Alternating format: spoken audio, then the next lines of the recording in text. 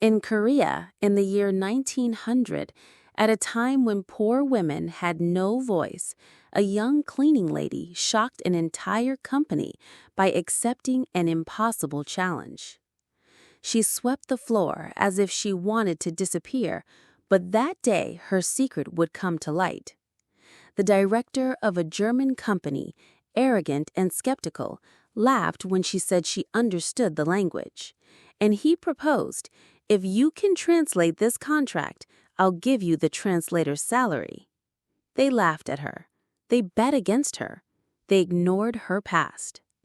But no one knew where that woman had learned German. In occupied Korea, where even dreams were forbidden, she hid a gift that could change her life.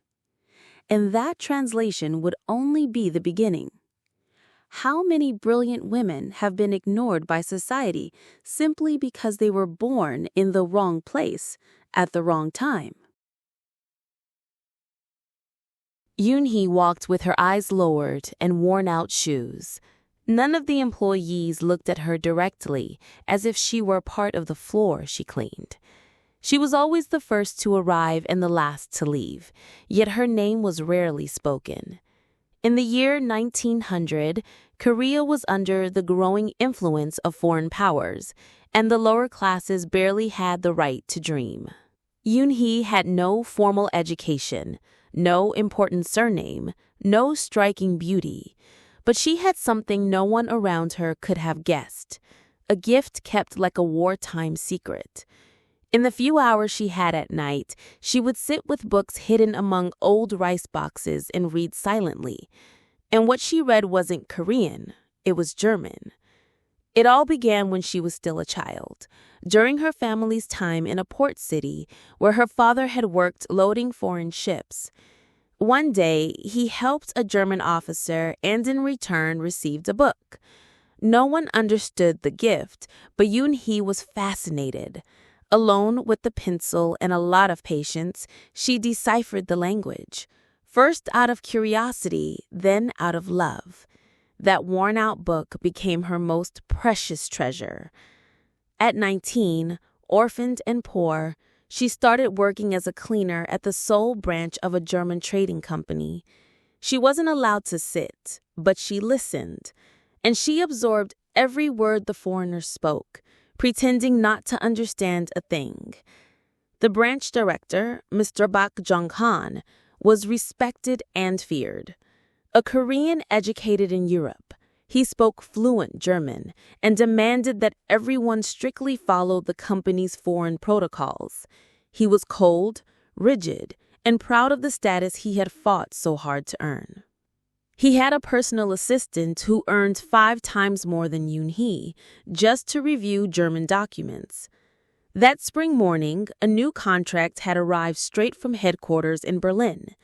The text was dense, filled with technical terms and clauses that even the assistant struggled to understand. The director, impatient, ordered everyone out of the room. His voice echoed through the halls. "This is a disaster. And to think I pay for this incompetence?" Everyone heard it. Yoon-hee, quietly cleaning near the office entrance, lowered her head. But she couldn't help herself. As she passed by the slightly open door, she softly muttered, "That paragraph is poorly written. The headquarters made a verb agreement mistake." Silence. The director looked up slowly, walked to the door and stared at the cleaner. For a second, he thought he'd misheard. "What did you say?" She hesitated, but didn't back down. "You were reading the 3rd paragraph out loud. The auxiliary verb is incorrect. It should be haben erhalten, not hat erhalten. Headquarters probably typed too quickly." The air froze. The employees exchanged stunned glances. The director gave a cynical smile. "You speak German?" "I read, listen, and understand. I've been studying on my own for years." He let out a brief, ironic laugh. "You're a cleaner. Are you saying you learned German scrubbing floors?" She remained silent. That's when he issued the challenge. "All right, then. Here's the full contract. If you can translate it accurately by the end of the day, I'll give you my translator's salary for the next 2 months. But if you make a mistake, you go back to scrubbing toilets and you never open your mouth in your company documents again." Laughter echoed. The bet was on. The assistant scoffed. Some employees quietly wagered she wouldn't last 2 pages. Others didn't even care. But there was something in Yoonhee's eyes that no one could ignore. She wasn't afraid. She asked for just one thing: a German-Korean dictionary lent to her by a kind intern, the only one who didn't mock her. Then she sat at a small table near the storage room. There, for hours, she translated word by word, reviewed, corrected, and rewrote. Meanwhile, the director laughed in his office, treating it like a circus act. But when he received the pages at the end of the day, something shifted inside him. Not only had she translated everything correctly, she had improved the textual cohesion, corrected mistakes made by headquarters, and even added notes referencing international trade standards. Things not even the assistant had noticed. The silence in the room was different that time. It wasn't disdain. It was awe. "Who are you?" he asked, for the first time with a human tone. She looked up and replied, "An invisible woman like so many others in this country. But sometimes we carry an entire world inside us that no one wants to see." The next morning, something unexpected happened. Yoonhee was called into the director's office. He offered her a new position, assistant editor of foreign documents. She declined. "I want more. I want to be the official translator, with a salary and a contract." He hesitated. "I can't. Headquarters wouldn't approve. You don't have a degree." "Then give me a recommendation to study. I'll deliver twice the results if you give me half the opportunity." The director saw something he hadn't expected: firmness. That woman with tired feet and calloused hands wasn't begging. She was demanding fairness. And that's when the shift began. Pressured by her own results, the company couldn't deny her for long. Within 3 months, Yoonhee became a junior translator. Within a year, she was promoted. Quietly, she began teaching other women. Secret night classes held in the company's laundry room. Some hated her for getting involved where she didn't belong. Others admired her in silence. The director, once skeptical, began to listen more. He started trusting her. But he also began to fear something he couldn't name: how much he was being changed by this woman. One evening, she found him alone in his office drinking quietly. Tired, he said, "When I went to Europe, I was humiliated for being Korean. Now I'm respected because I act German. And yet, I feel like I've lost something of myself." She replied, "I didn't need to leave Korea to learn German, but to be respected as a Korean, I had to prove I was almost European." And in that moment, he looked at her differently. Their bond was growing, but a deep chasm remained: class, power, fear. He was her superior. She was still an employee. And in that era, that was like a wall carved in stone. But something was about to change. The following spring, a letter arrived from headquarters. They wanted to transfer Director Beck to Berlin. They promised prestige, an international position, but under one condition. He had to eliminate risk elements at the branch, including Yoonhee, who was labeled as a figure stirring internal disruption. His decision would be final. And that's where the heart of the story breaks. He called her in for a meeting. He was serious, hesitant. Yoon-hee, headquarters has offered me Berlin, but they're asking me to reorganize the team. She understood immediately. You mean I'm being fired? He remained silent. She stood up. Her voice was steady, but her eyes showed disappointment. So that's it? I translated contracts, trained staff, doubled the branch's productivity. But I'm still just the cleaning lady who dared to speak German? He tried to respond, but the words escaped him. And for the first time, he saw tears in her eyes. You know what hurts the most? It's not being discarded. It's having believed that you were different. She walked out of the room without saying goodbye. Yoon-hee didn't show up to work the next day, nor the day after. The hallways of the company felt quieter, as if her absence revealed something no one wanted to admit. She was missed. The young woman who had once been treated as invisible had left a very real void. On the third morning, Director Beck stood at his office window for over an hour. He didn't read reports. He didn't sign documents. He just watched the courtyard, waiting. But she didn't return. For the first time, he felt the full weight of his choices. What once seemed like a simple step toward international advancement had become a silent crossroads. He knew what he had done and what he had lost. But while he was consumed by his decision, someone else saw the situation from a different angle. Seo Jin-ah, the director's assistant, watched it all with cold eyes. She had long viewed Yoon-hee as a threat disguised as humility. It was Gina who held the director's trust. It was she who managed the documents, the communications with headquarters, and the image of the Korean branch in the eyes of the foreigners. When Yoon-hee began to be heard, something inside Gina was unsettled.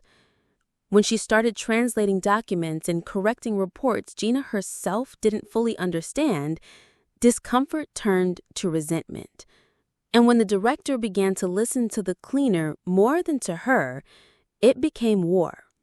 Silent, but declared. Behind the scenes, Gina began moving her pieces. First, she spread rumors, claiming Yoon-hee had accessed internal documents without permission. Then, she insinuated that perhaps Yoon-hee had learned German through inappropriate contact with foreign soldiers. Whispered words like these gained traction in places where intelligent women were met with suspicion. But she didn't stop there. With full access to the files, she altered one of Yoon-hee's translated reports, inserting mistakes that could potentially compromise the company. She then printed the forged document and handed it directly to the German deputy director, claiming the girl had submitted it without proper clearance. The scandal was immediate. The following week, though still on leave, Yoon-hee received a letter summoning her to the company for clarification. The letter bore an official stamp, but the tone, cold and venomous, was unmistakably Gina's. She went, head held high. But the moment she stepped into the meeting room, she saw the trap. 3 board members were present. The accusation, negligence and exposing the company to legal risk. Yoon-hee read the document and instantly knew that wasn't her report. This report was tampered with, she said firmly. I can prove it. I have my handwritten draft at home. Unfortunately, Miss Yoon-hee, Gina replied with a subtle smile, this is the only document on file at the company. Director Beck arrived late to the meeting. He had only been partially briefed. When he heard the accusation, his brow furrowed. He watched Gina's expression, the cold precision in every word, and something clicked. This wasn't just a mistake. It was a setup. Give her 48 hours, he ordered. If she says she has proof, she deserves the chance to present it. The others hesitated but agreed. Yoon-hee gave a slight nod of thanks. Her heart trembled as she left the room, But she didn't pry. At home, she searched through her notebooks, her old annotations, folded papers filled with tiny handwriting. She found the original, the corrections, the notes, all in her own handwriting. But she had more. A specific section of the document that only she and the director had discussed verbally. It was missing from the forged version. That would be her key. 2 days later, she returned and handed her notebooks directly to Director Beck, asking him to review them privately. He read, checked, compared, and understood. Someone had deliberately sabotaged Yoon-hee. But if he defended her publicly, he would have to accuse someone. And that meant putting his own reputation against that of his inner circle. That night, he had a private conversation with Gina. He wanted to give her a chance to explain, but when she realized she had been caught, she didn't deny it. You let yourself be swayed by a cleaning lady, Director Beck. She charmed you with words, but she doesn't understand the world like we do. If you don't shut this down now, you won't get promoted. They'll take you off the list. He said nothing, but for the first time, he realized Gina had never seen him as a partner, only a ladder. The next morning, a notice was pinned to the board. Miss Yoon-hee has been cleared of all accusations. The error was caused by a third party. The management thanks her for her contributions and dedication. There was no public explanation, but everyone understood. And Gina? She requested leave the next day, citing health reasons. The truth was different. Headquarters had been informed of the incident, and her conduct was under internal review. Even though she had been cleared, Yoo-hee knew the experience had left scars. Not everyone believed her. Some still whispered doubts, and now she carried a deeper wound, not just for being betrayed, but for seeing that even those who admired her had hesitated to stand up for her. The director called her in for a conversation a few days later. He looks visibly shaken. "You didn't deserve to go through that," he said sincerely. "I should have acted sooner." She simply nodded. There was no anger, but there were no illusions left either. "The difference between us," she said, "is that I had to fight for everything. You just have to choose." He lowered his gaze. "I'm turning down Berlin," he said bluntly, "and I'm stepping down from my position as branch director." Yoon-hee looked at him, surprised. "Why?" "Because I can't pretend anymore. I don't want to build a career by stepping on others. And also because I want to be whole again, not just a shadow with a title." She stayed silent. "Headquarters will send a new director, but before that, I want to do one last thing." Days later, in a discreet ceremony, the company's new committee announced that Yoon-hee would officially be promoted to head of the translation department. A position that until then had only been given to employees educated abroad was now occupied by someone who had started as a cleaning lady. When she stepped onto the small stage to receive the certificate, the applause was timid. Many still hesitated. But among those clapping with vigor were young female employees with tears in their eyes. They knew what that moment meant. As she left, she found the former director waiting for her. "You won," he said. "I survived. That's different. Do you think you'll ever forgive me?" She hesitated. Then she said, "I don't know, but maybe one day I'll remember you without pain." And she walked away. Spring passed, summer arrived, and with it, new responsibilities. Yoon-hee was now in charge not only of translations, but of training new translators. She established an internal program to train young women, especially those from low-income backgrounds. She encouraged education, built support networks. but the shadow of persecution and betrayal still lingered in her memory. One night, while reviewing old documents, she found a note scribbled on the back of one of the contracts. Those who shine the brightest are often the most attacked, but also the most needed. It was the former director's handwriting. She didn't know whether he had truly left the city or if he was still around. But in that moment, she realized something had changed within her. She was no longer just a cleaning lady who spoke German. She was a woman who had turned pain into strength, persecution into purpose, and silence into voice. And this was only the beginning. The position of head of translation seemed like the end of a long road, but for Yoon-hee, it was only the beginning of a new journey, lonelier and more exposed. At every meeting, she felt the weight of the gazes that didn't see her as an equal, even when praising her results. Her presence was unsettling, her competence irritating. The new director, sent from headquarters, was a strict, methodical German named Klaus Renner. He arrived enforcing stricter rules, forbidding any use of the Korean language in the administrative areas. To him, order and discipline meant power, and any sign of human warmth was a sign of weakness. Yoon-hee faced him with the coldness she had learned to cultivate. "Gentlemen," Renner said in his first meeting, "I am not here to make friends. I am here to bring efficiency, and efficiency is not built with feelings." Yoon-hee knew this would be her greatest test yet. Still, she pressed on.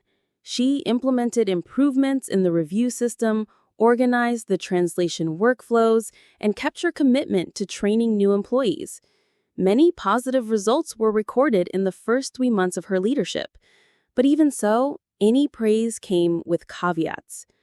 "For someone without formal education, you've done surprisingly well," Renner said, his courtesy laced with poison. She learned to smile without replying. What Yoon-hee didn't expect was what happened in the 4th month of Rainer's leadership. During a meeting with leaders from other regional branches, Rainer announced a new hire. Seo Jin-ah would return to the company, now as Regional Supervisor of Linguistic Contracts. According to him, Jin-ah had completed advanced courses in Tokyo and Vienna and was returning with full endorsement from headquarters. The impact was immediate. Yoon-hee was in shock, not because of her former rival's presence, but because of the way she returned, stronger, more influential, and now positioned above her in the hierarchy. Jin-ah entered the room like someone stepping back onto a stage she had never accepted leaving. She looked at Yoon-hee as one does an adversary never forgotten. "I see you've grown, Yoon-hee," said Jin-ah with a crooked smile. "But I hope you're ready for the next level." The tension between them was nearly palpable. The following months were marked by silent battles, sharp glances, and veiled sabotage. Jin-ah rebuilt her web of influence, whispering in the right ears, opening doors Yoon-hee had never been allowed to approach. And worst of all, Klaus Renner seemed to be slowly swayed by the calculated charm of the new supervisor. But there was one thing Jin-ah didn't know. Yoon-hee was no longer the girl who used to mop the hallways. She had learned to fight, to endure, and, most importantly, not to fall for provocations. Even so, things reached a breaking point when a new European contract arrived requiring urgent translation. It was a sensitive document involving commercial negotiations between the German headquarters and a Japanese conglomerate. Yoon-hee spent 2 full days buried in the text, working late into the night. But the next morning, Jin-ah presented an alternative version of the same translation, with small but significant changes. When Rainer asked which version was more accurate, Jin-ah responded masterfully. "Both are technically correct. Mine just uses more diplomatic language. After all, we're dealing with the Japanese. We need to be strategic." Rainer nodded in approval. Yoonhee said nothing. That night, she went down to the old storage room where she used to review documents in secret. She sat on the cold wooden floor and felt a knot in her throat. She didn't cry for losing space. She cried for watching the world once again turn against merit, against effort, against truth. The next day, the order was clear. Jin-ah's version would be sent. Yoonhee didn't argue. She simply archived hers. But 3 weeks later, the unthinkable happened. The Japanese branch sent a formal letter to headquarters stating that certain expressions used in the final version of the contract sounded politically insensitive and could jeopardize the deal. An international scandal erupted. Renner was summoned to respond, and Gina tried to justify her choices, but it was too late. Yoonhee was called in to present her original version. When she showed the document, complete with dates, notes, and even referenced linguistic sources, the room fell silent. She had foreseen everything. For the second time, she was proven right. But what came next wasn't a promotion. It was retaliation. Klaus Runner, ashamed for having been misled by Gina, chose not to publicly admit his mistake. Instead, he reassigned Yoonhee to a secondary department, citing administrative restructuring. It was punishment in disguise. She was removed from key meetings. Her reports began to be filtered through supervisors. Her new task was to review lower priority documents. In the corporate world, she had been reassigned, but to her, it was an attempt at erasure. This time, however, she wouldn't remain silent. She wrote a formal letter to headquarters, attaching the original documents, records of the changes, and proof that her translation had been ignored. She asked only for an internal review without making accusations, but the letter was strong enough to expose the conduct of Renner and Gina. 2 weeks later, a delegation arrived from Germany for a routine technical visit. In truth, it was an audit. Former Director Beck, now serving in an advisory role in another city, was also called in. When he arrived at the branch, he immediately sought out Yoonhee. They met on the rooftop of the building. He was visibly moved. "I read your letter. You had the courage to do what I never could." "It wasn't courage. It was the last option," she replied. At the audit meeting, Yoonhee spoke with calm resolve, without bitterness. She laid out the facts, the errors, the omissions, but she also proposed solutions. A new model for cross-validation, inclusion of women in technical roles, and transparency in reviewing sensitive documents. By the end of the week, the audit report was delivered.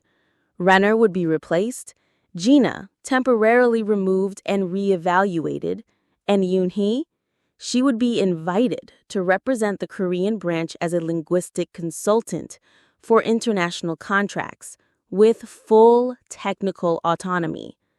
The new director, a Korean educated in Berlin, was chosen directly by headquarters. Young and open to dialogue, he greeted her with a sincere smile. "Finally, we'll be able to build something fair." On the day she took on her new role, she wore the blue hanbok her mother had given her before she died. She walked into the meeting room and, for the first time, saw the faces of female employees smiling, not out of obligation, but out of inspiration. On her way out, she crossed paths with Gina. The former rival looked defeated, her eyes dull. Yoonhee stopped. "I never wanted to destroy you. I only wanted the same right to exist that you had." Gina didn't reply, but for the first time, she lowered her gaze. Yoonhee kept walking. It was 1904. The world would still be cruel to women like her for a long time. But now, a door had been opened, and behind it, others would follow. That same year, she received a letter. It came from the countryside, It was from former director Beck. He wrote that he was opening a night school for young women and needed a language instructor. He said time had taught him to see differently, and that he still thought of her every day. She read the letter, folded it, and slipped it into her pocket. She didn't know yet if she would go, but she knew that wherever she went, she would never be invisible again. The invitation to work at the night school founded by Bak Jung-hwan sat on Yoon-hee's desk for weeks. Every day she reread it. His handwriting was firm, but the words carried a humility that hadn't been there before. He wasn't begging or pleading, just asking for a chance to start over. As an educator, as a man who had made mistakes. Yoon-hee now held a prestigious position, with autonomy and respect. But inside, her heart still carried scars. She had won external battles, but the internal one remained, between pride and forgiveness, between the past and the future. One night, after a long work day, she went down to the old storage room, now renovated into a reading room, and sat in the same corner where she once secretly translated documents. She thought of everything that had happened there. The stifled laughter, the judgmental glances, the heavy silences. She thought of him, the man who had challenged her, then humiliated her, then tried to protect her, and in the end, left. Perhaps what hurt the most wasn't what he did, but what he hadn't had the courage to do. The silent cowardice of good men who hesitate when they are needed most. The following week, she traveled. She arrived in the small town where the school operated, just before sunset. The building was simple but clean. The open windows allowed the sound of students to echo through the halls, female voices repeating German phrases with thick accents and pride in their eyes. He saw her from the doorway. He stood still, as if doubting she was real. "I thought you wouldn't come." "So did I." "Why did you come then?" She took a deep breath. "Because part of me never left your office, and I needed to understand if that was love or unresolved pain." He hadn't expected such honesty. He looked down. "I'm not the same man I used to be. I am, only now I know my worth." He invited her in, showed her the books, the students, the scribbled notebooks, spoke passionately about each project, each simple achievement that came from collective effort. He was a man transformed, not by ambition, but by regret. That night, they sat beneath a tree in the schoolyard. The breeze was light, but the silence heavy. "You know," he said, "when you walked into that office the first time, I saw myself because I had also been ignored. But unlike you, I chose to survive by staying silent, by obeying. I mimicked the powerful to feel safe, and in doing so, I lost my soul. And now? Now I try to give back to the world some of what I took." She said nothing. She was moved, but wouldn't let words make decisions for her. "That still doesn't erase what happened," she said. "I know, but maybe it can open space for something new." She looked up at the sky. "When I learned German, I didn't know what I'd do with it. It was just an escape. But today, it's a bridge. And maybe I can teach others to build theirs." The next morning, Yoon-hee accepted the offer. She began teaching once a week, then twice a week, soon 3 times. She divided her time between the company and the school, but it was there, among scribbled notebooks and dreaming girls, that she felt most alive. The love between her and Beck didn't happen all at once. There were no stolen kisses or anxious promises. It was a love built in silence, in exchanged glances, in words said and unsaid. He respected her space, she respected his pace. But there was one thing they both knew. A future was possible, and it was slowly taking shape. Then the news came.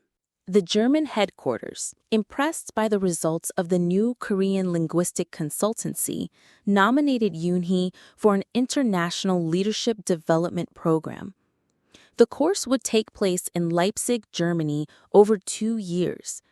It was a unique, historic, and symbolic opportunity. A Korean cleaning woman teaching Germans how to better understand their own language.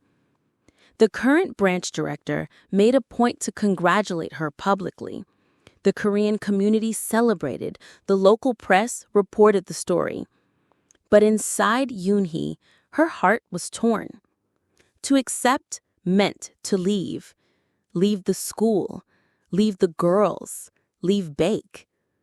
He said nothing when he found out. He simply gave her a light hug and said, "You were born to go beyond." "And you?" she asked. "I was born to stay and build the ground for you to walk on."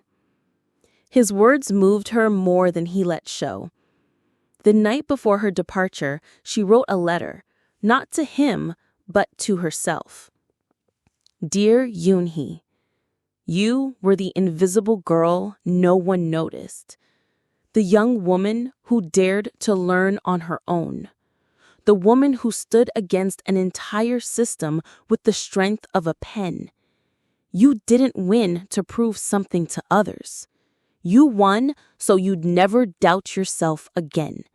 Now go, but take your roots with you, because they will remind you who you are, even when no one else knows your name." At the station, just as the train was about to depart, she saw Bake in the crowd. He was waiting, not with flowers, but with steady eyes. "I'm afraid of losing you," he said. "You never had me," she replied, "but you were always with me. Will you come back?" She smiled. "Only if it's to continue, not to start over." The whistle blew, she boarded the train, and as it began to move, he ran alongside for a few seconds and shouted, "And if I go there one day, then let me know so I have time to make coffee." And she was gone. At 27, Yoon-hee arrived in Germany. She was the first Korean woman in the company's history to represent the translation department abroad. And even with an accent and simple clothes, with her hair tied modestly, she spoke, and everyone listened. Her name now appeared in official reports, in meetings, in minutes. But to her, nothing was more precious than the letters she received from Korea. Letters from the schoolgirls, letters from Bake. Letters with simple words, but full of hope. And at the bottom of her suitcase, among grammar books and technical dictionaries, was an old notebook, the one she used when she was still a cleaning woman. Handwritten, the cover worn, pages yellowed. It was the reminder that the impossible only lasts until someone dares to try.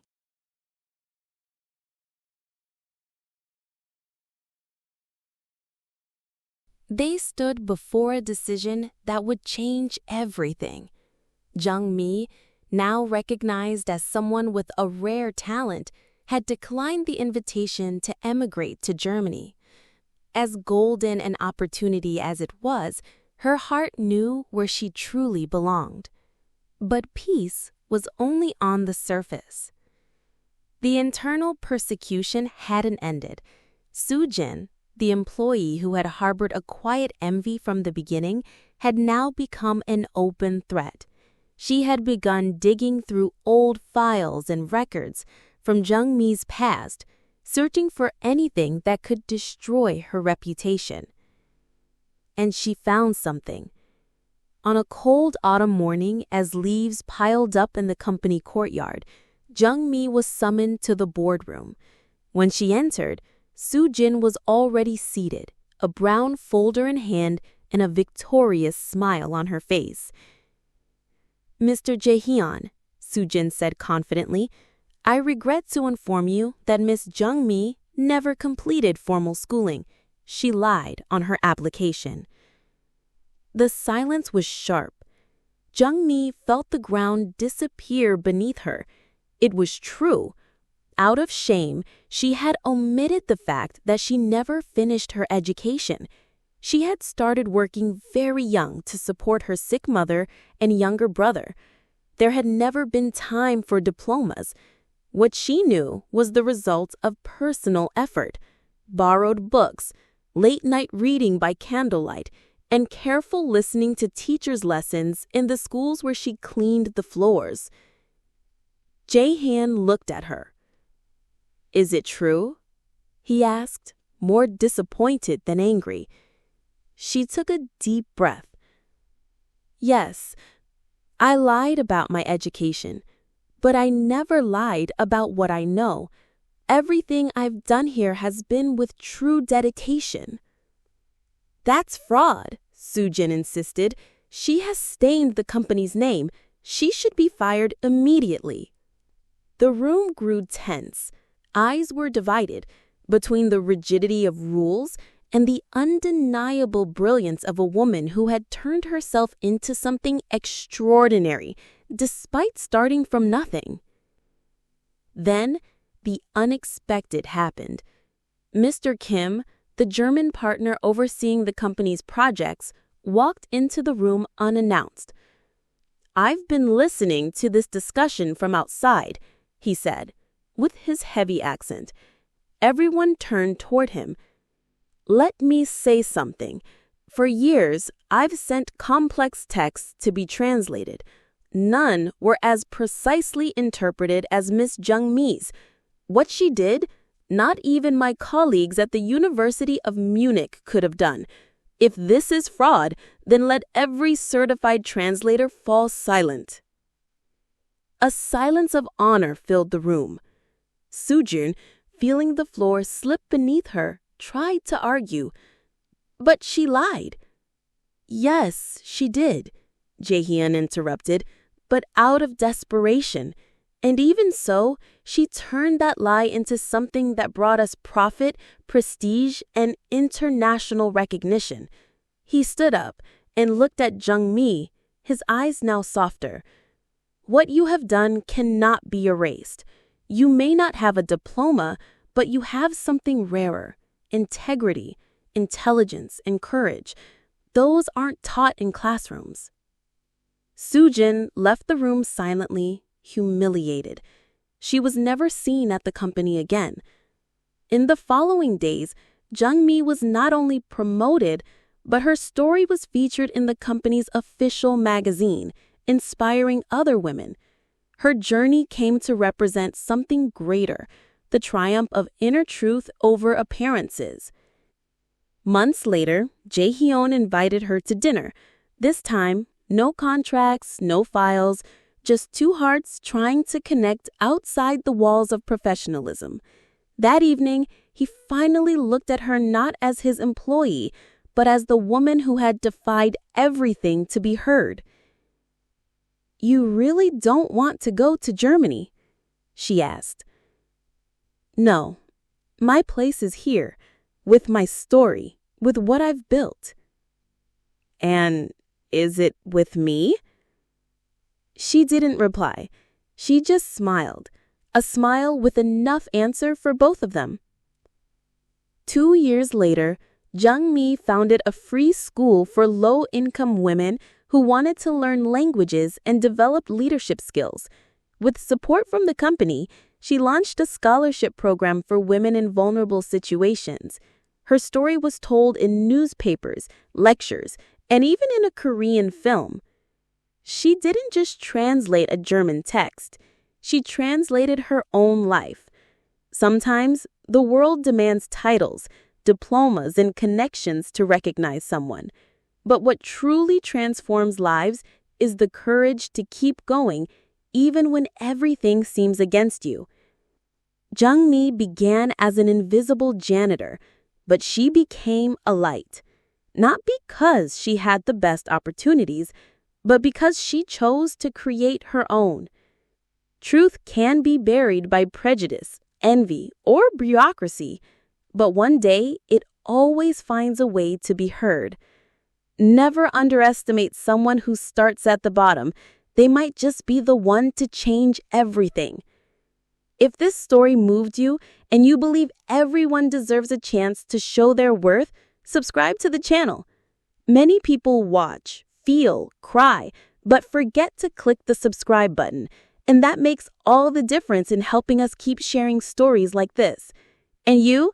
Have you ever faced a situation where you had to prove your worth without the right credentials? Tell us in the comments. Your experience might inspire someone else.